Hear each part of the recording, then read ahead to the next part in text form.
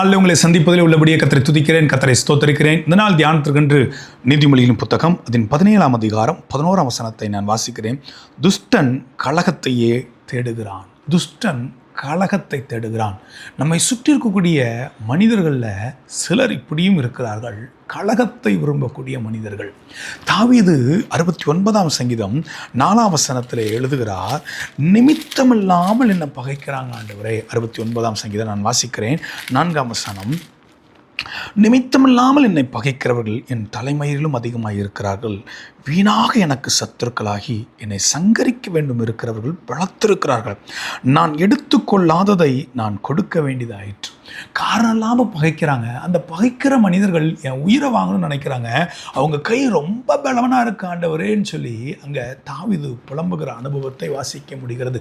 விதத்தில் அநேக பரிசுத்தவான்கள் நிமித்தம் இல்லாமல் பகைக்கப்பட்டார்கள். காரணமே இல்லாமல் பகைக்கப்படுகிற அனுபவங்கள் அநேக பரிசுத்தவான்களுக்குள்ளே இருந்தது. லோத்தின் மந்தை மேய்ப்பருக்கும் ஆபிரகாமின் மந்தை மேய்ப்பருக்கும் காரணம் இல்லாமல் பகை. காயின் ஆபேலுடைய சம்பவத்தில் வாசிக்கும்போது காரணமே இல்லாமல் கர்த்தர் ஆபேல் ஆசீர்வதிக்கிறார். அதற்கு ஆபேல் என்ன பண்ணுவான்?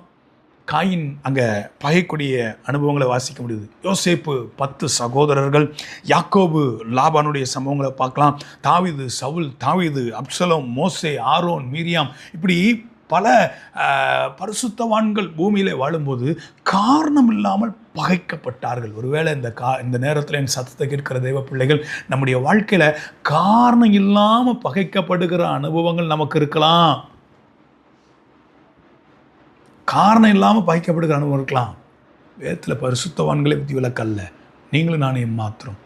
1-2 பரிசுத்தவான்களை நான் சுட்டி காட்டுகிறேன். அதில் மத்தியில் அவர்கள் எப்படி வாழ்ந்தார்கள் என்று சொல்லி நாம் பார்ப்போம். ஈசாக்கை குறித்து ஆதியாகமம் 26ஆம் அதிகாரம் 1ஆம் வசனத்திலே, ஆபிரகாமின் நாட்களில் உண்டான பஞ்சத்தை அல்லாமல் பின்னும் ஒரு பஞ்சம் தேசத்தில் உண்டாயிற்று. அவன் கர்த்தருடைய சொல்லுக்கு கீழ்ப்படுகிறான். 2ஆம் வசனம் 3ஆம் வசனங்கள்லாம் ஆண்டவர் எந்த தேசத்துக்கு போக வேண்டும் என்று சொல்கிறாரோ அந்த தேசத்துக்கு போகிறான். அப்படி போய் 12ஆம் வசனத்திலிருந்து நான் வாசிக்கிறேன். ஈசாக்கு அந்த தேசத்தில் விதைத்தான். கர்த்தர் அவனை ஆசீர்வதித்ததினால் அந்த வருஷத்தில் 100 மடங்கு பலனடைந்தான்.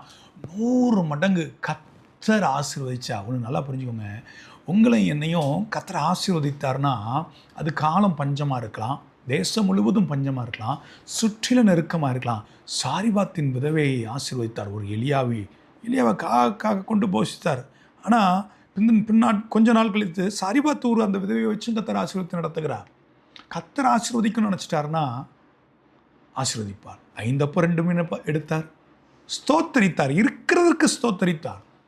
உள்ள நிலையிலே அவர் முறுமுறுக்கலை. ஈசாக்கு சுற்றி பஞ்சத்தை பார்க்கல, பிரச்சனையை பார்க்கல, பஞ்சத்திலையும் வேலை செய்தார், பஞ்சத்திலையும் விதைத்தார். அந்த ஈசாக்கை கர்த்தர் ஆசீர்வதிக்கிறார். ஆசீர்வதித்ததினால் 100 மடங்கு பலன் வருது. அவன் ஐஸ்வர்யனாகி வர விரித்தடைந்து மகா பெரியவனானான். அவனுக்கு ஆட்டு மந்தையும் மாட்டு மந்தையும் அநேக பணிவிடைக்காரரும் இருந்தபடினாலே பெலிஸ்தர் அவன் பேரில் பொறாமை கொண்டு கர்த்தர் ஆசீர்வதிக்கிறார். ஈசாக்கு என்ன பண்ணுவான்?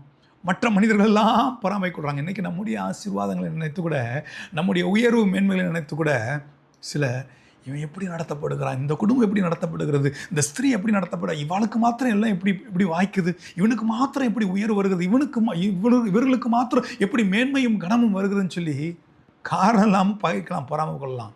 ஆனால் ஈசாக்கு என்ன தெரியுமா பண்ணான்?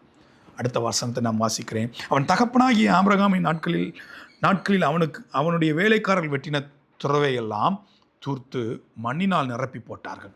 அவங்க பொறாமப்பட்டு இவங்க வயல் நல்லா இருக்கிறதுக்கு ஒரு துறவை கத்தர் வச்சிருக்கிறாரு, அந்த துறவை தூத்து போட்டால் இவன் நல்லா இருக்க மாட்டான்னு அவங்க நினச்சிட்டாங்க. அவங்க இன்னும் இந்த வாசல் அடைச்சா இவன் ஆசீர்வாதம் கெடுத்துடலான்னு நினச்சிருக்காங்க. ஆனால் நல்லா புரிஞ்சுக்கொள்ளுங்க, துறவை வைத்து ஆசீர்வதிக்கல, கத்தர் ஆசீர்வதிச்சார். இவங்க தூத்து போடுறாங்க. ஈசாக்கினுடைய சுபாவத்தை பாருங்களேன். நம்முடைய சுபாவம் அப்படி தான் இருக்கணும். 16ஆம் வசனத்தில் அபிமெலேக்கு ஈசாக்கை நோக்கி, நீ எங்களை விட்டு போய்விடு, எங்களை பார்க்கிலும் மிகவும் பலத்தவனாக இருக்கிறாய் என்றான். எங்களை விட்டு நீ போயிருந்தும் போது ஈசாக்கு அங்கேருந்து புறப்படுறார். 17ஆம் வசனத்தில் வாசிக்கும்போது, அப்பொழுது ஈசாக்கு அவிடம் விட்டு புறப்பட்டு கேராரின் பள்ளத்தாக்கிலே கூடாரம் போட்டு அங்கே குடியிருந்தான். அங்கேருந்து போகிறான். மறுபடியும் இன்னொரு துறவு வெட்டுறாங்க. தகப்பனிட்ட பேரின்படியே அந்த துறவுக்கெல்லாம் பேரிடுறாரு. 20ஆம் வசனத்தில், கேராரூர் மேய்ப்பர் இந்த தண்ணீர் தங்களுடையது என்று சொல்லி ஈசாக்கு மேய்ப்பருடன் வாக்குவாதம் பண்ணினார்கள். அவர்கள் தன்னோட வாக்குவாதம் பண்ணினபடியால் அந்த துறவுக்கு ஏசோக்கு என்று பெயரிட்டான். அடுத்து ஒரு துறவு சித்தனான் பேரிடுறான். இப்படி இங்கெல்லாம் வாக்குவாதம், காரணமே இல்லாமல் பகைக்கிறாங்க. ஆனால் ஈசாக்கு அதை சகித்து கொண்டான். ஈசாக்கு வாக்குவாதம் பண்ணலை. கர்த்தருடைய பிள்ளைகள், நல்லா புரிஞ்சுக்கோங்க, கர்த்தருடைய பிள்ளைகள் தாங்கள் செய்கிற வேலையை சரியாக செய்து கொண்டிருந்தா பகை வரும். உண்மை என்னைக்கும் பொய்யை பகைக்கும், நீதி என்னைக்கும் அநீதியை பகைக்கும். நீ உண்மையாக இருப்பீங்கன்னா சில மனிதர்கள் உங்களை தேடி வந்து பகைக்க வருவாங்க. ஆனால் கர்த்தர் யார் என்பதை விளங்க பண்ணினார். இன்னொரு பரிசுத்தவானை கூட நான் காட்டிக் கொடுக்க விரும்புகிறேன். அது தானியேலின் புத்தகம் அதன் 6ஆம் அதிகாரம் 4ஆம் வசனத்தை நான் வாசிக்கிறேன். தானியேல் 6ஆம் அதிகாரம் 4ஆம் வசனத்தை நான் வாசிக்கிறேன். இதில் இந்த 6ஆம் அதிகாரத்தில் நீங்கள் வாசிங்கன்னா 120 நாடு, எஸ்தர் ராஜ்யத்துடைய நாட்களில் 127 நாடு, இங்கே 120 ராஜ்யம் என்று சொல்லி 1ஆம் வசனத்திலிருந்து நான் வாசிக்கிறேன்.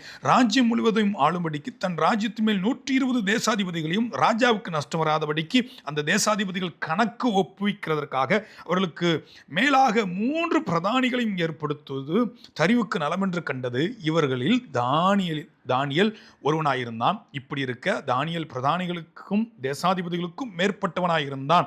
தானியேலுக்குள்ளே விசேஷித்த ஆவி இருந்தமையால் அவனை ராஜ்யம் முழுமைக்கும் அதிகாரியாக ஏற்படுத்த ராஜா நினைத்தான். தானியேலுக்குள்ளே விசேஷித்த ஆவியை கர்த்தர் கொடுக்குறான். இன்னைக்கு ஈசாக்க கர்த்தர் ஆசீர்வதிச்சா பொறாமங்க எழும்புச்சு. தானியேலுக்குள்ளே விசேஷித்த ஆவியை, கிருபைகளை கர்த்தர் கொடுக்குறார். இந்த மனிதர்கள் இவனை பகைச்ச மனுஷங்கள்லாம் யாருன்னா, ஈசாக்க பகைச்சது ஒரு ராஜா.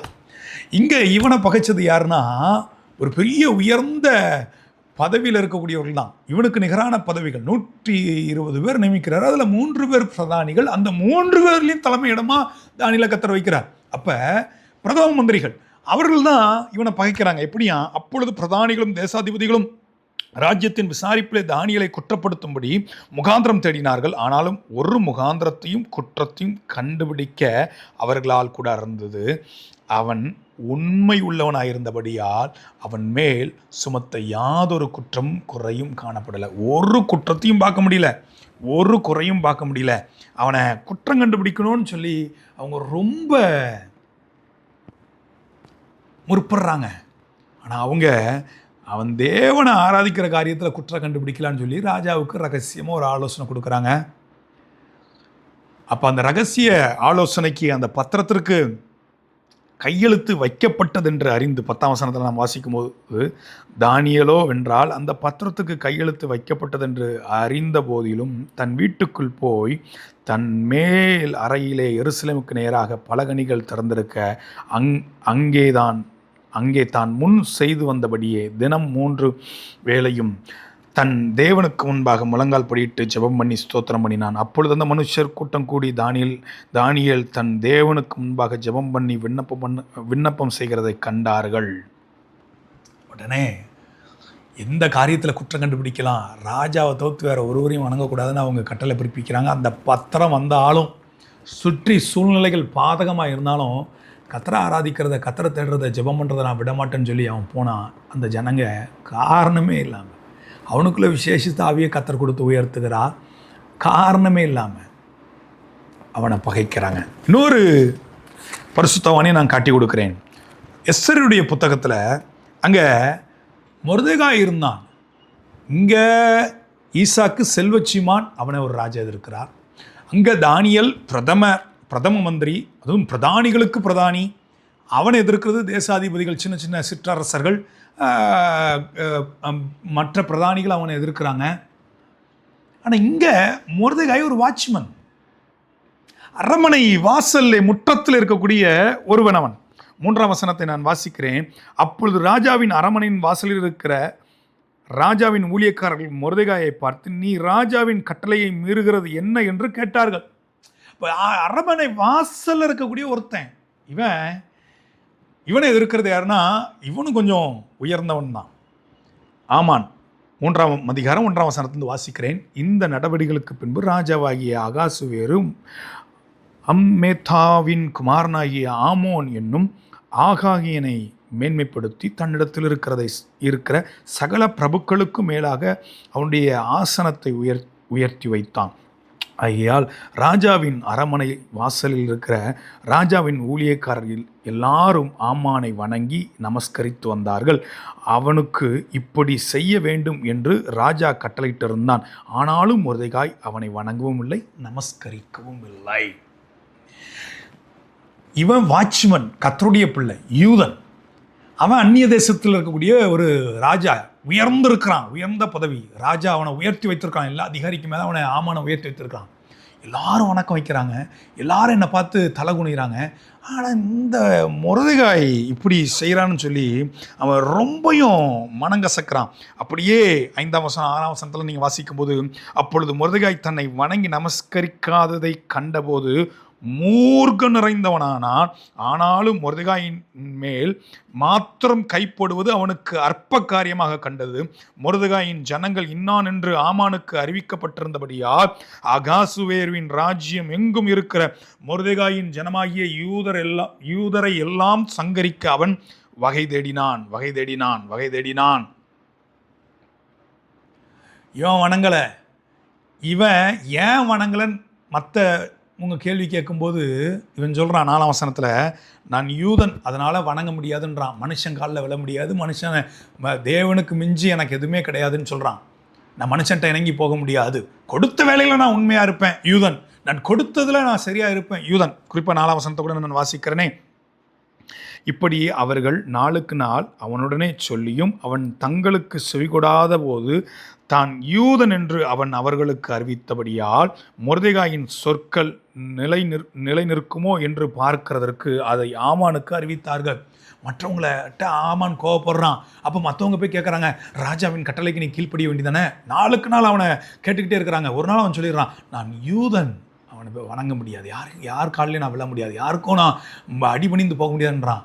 அதனால் ஆமான் இவனை தொடர்ந்து அற்பக்காரியும் முழு யூத குலத்தையும் அழிப்பேன்றான். இதனுடைய நீட்சி, இதனுடைய தொடர்ச்சி எப்படி போகுதுன்னா, 5ஆம் அதிகாரத்தில் ஆமான் நல்ல உயர்ந்த இடத்துக்கு போகிறான், தான் வீட்டுக்கு போகிறான், மேன்மையை பார்க்குறான், மேன்மையான காரியங்களை அவன் அனுபவிக்கிறான். அந்த உயர்ந்த மகிழ்ச்சி அவனுக்கு 9ஆம் வசனம் 10ஆம் வசனத்தை நான் வாசிக்கிறேனே. எஸ்தர் 5ஆம் அதிகாரம் 9, 10. அன்றைய தினம் ஆமான் சந்தோஷமும் மகிழ்ச்சியுமாய் புறப்பட்டான். ஆனாலும் ராஜாவின் அரமனை வாசலில் இருக்கிற மொர்தெகாய் தனக்கு முன்பாக எழுந்திராமலும் அசையாமலும் இருக்கிறதை ஆமான் கண்டபோது அவன் மொர்தெகாயின் மேல் உக்கிரம் நிறைந்தவனாய், ஆகிலும் ஆமான் அதை அடக்கி கொண்டு தன் வீட்டுக்கு வந்து தன் சிநேகிதரையும் தன் மனைவியாகிய சிரேசையும் அழைத்து தன் ஐஸ்வர்யத்தின் மகிமையும் தன் பிள்ளைகளின் திரட்சியும் ராஜா தன்னை பெரியவனாக்கி தன்னை பிரபுக்களின் மேலும் ராஜாவின் ஊழியக்காரர் மேலும் உயர்த்தின எல்லாரையும் ஆமான் அவர்களுக்கு விவரித்து சொன்னான். பின்பு ஆமான் ராஜஸ்திரியாகிய எஸ்தரும் தான் செய்த விருந்துக்கு ராஜாவுடனே என்ன அழைக்கிறார் என்று சொல்லி தான் மனைவி வீட்டத்தில் இதெல்லாம் சொல்கிறான். 13ஆம் வசனம் கவனிக்கணும். ஆனாலும் அந்த யூதனாகிய மொர்தெகாய் ராஜாவின் அரமனை வாசலில் உட்கார்ந்திருக்கிறதை நான் காணும் அளவும் அவைகளெல்லாம் எனக்கு ஒன்று பெரிய உயர்ந்த பதவியில் இருக்கிறான். மொர்தெகாய் என்னை வணங்காததை நான் அதை பார்த்துக்கிட்டே இருக்கிறேன்ல, அது வரைக்கும் இதெல்லாம் எனக்கு ஒன்றுமே இல்லை. அந்த முழு கோத்திரத்தையும் குலத்தையும் நான் அழிக்க போகிறேன் கங்கணங்கட்டி நிற்கிறான், பிரகடனம் பிறப்பித்து விட்டான். தேவ பிள்ளைகளே, நிமித்தம் இல்லாமல் பகைக்கிறவங்க யார்? ஈசாக்குக்கு நிகராக வசதி படைத்தவர்கள் அவனை பகைச்சாங்க. தானியலுக்கு நிகராக இருக்கக்கூடியவங்க அவங்கள பகைச்சாங்க. இங்கே மொர்தெகாய் சம்பந்தமே இல்லை, கர்த்தருடைய கட்டளைக்கு கீழ்ப்படிஞ்சு நிற்கிறான், யூதனாக இருக்கிறான். இன்னைக்கு உங்களை பகைக்கிறது யார்? சங்கீதங்களின் புத்தகம் 17ஆம் சங்கீதத்தில் அழகாக நம்ம வாசிக்கிறோம். 17ஆம் சங்கீதம் 9ஆம் வசனம். தாவீது அங்கே செபிக்கிறான், ஆண்டவரே என்னை இப்படிலாம் பகைக்கிறாங்க, ஆண்டவரே இவங்களுக்கு என்னை விலக்கி பாதுகாத்து கொள்ளுங்க. 17ஆம் அதிகாரம் 9ஆம் வசனத்தை நான் வாசிக்கிறேன். என்னை ஒடுக்கிற துன்மார்க்கருக்கு என்னை சூழ்ந்திருக்கிற என் பிராண பகஞ்சருக்கும் மறைவாக உம்முடைய செட்டை நிழல் என்னை காப்பாற்றும். ஆண்டவரே என்னை காப்பாற்றுங்க ஆண்டவரே. ஒருவேளை உங்களை விட கை பலத்தவர்கள் உங்களை பகைக்கலாம், உங்களை விட உங்களுக்கு நிகரானவர்கள் பகைக்கலாம். யாராக இருந்தாலும் ஒன்று சொல்லுங்களேன், நீங்கள் கர்த்தர் தான் உங்களை ஆசீர்வதிக்கிறாருன்னா, கர்த்தருடைய கட்டளைக்கு கீழ்ப்படுகிறீங்கன்னா பகை நிச்சயம். ஆனால் அதே நேரத்தில் ஜெயமும் நிச்சயம். நேரமில்லை, நான் முடிக்கிறேன். இதனுடைய தொடர்ச்சியை நம்ம பார்ப்போம். இவர்கள் மத்தியில் கர்த்தர் நின்று காண்பித்த கிரியைகளையும் செய்களையும் அதிசயங்களையும் நம்ம பார்ப்போம். கண்களை மூடி தேவ சமூகத்தில், ஆண்டவரே, நிமித்தமில்லாமல் காரணமில்லாமல் பகைக்கப்படுகிற அனுபவங்களில் போகலாம். ஆண்டவரே, தங்களுக்கு நிகராக இருக்கிறவர்கள், தங்களை விட உயர்ந்த இடத்துல இருக்கிறவர்கள், அப்படிப்பட்டவர்கள் பகைத்த போதும் பரிசுத்தவான்கள் பட்சத்தில் நின்று நீர் யுத்தம் பண்ணி சாட்சியாய் நடத்துனீரே, அதே போல இந்த பிள்ளைகளுடைய ஆண்டவரே அப்பா அங்கலாய்ப்பை கர்த்தர் அறிந்திருக்கிறீர். காரணம் இல்லாமல் பகைக்கப்படுகிற அனுபவங்களை அறிந்திருக்கிறீர். கர்த்தர் யுத்தம் பண்ணுங்க, கர்த்தர் வழக்காடுங்க, நீர் நின்று யுத்தம் பண்ணுங்க. நீங்கள் சும்மா இருப்பீர்கள், நான் உங்களுக்காக யுத்தம் பண்ணுவேன் என்று சொல்லி வாக்கு பண்ணுகிறீர். அப்படியே செய்யுங்க. அவர்கள் கண்களுக்கு முன்பாக உன்னை மேன்மைப்படுத்துவேன் வாக்கு பண்ணுறீங்க, அப்படியே செய்யுங்க. கர்த்தர் மகிமைப்பட இயேசுவின் மூலம் பிதாவே, ஆமென், ஆமென்.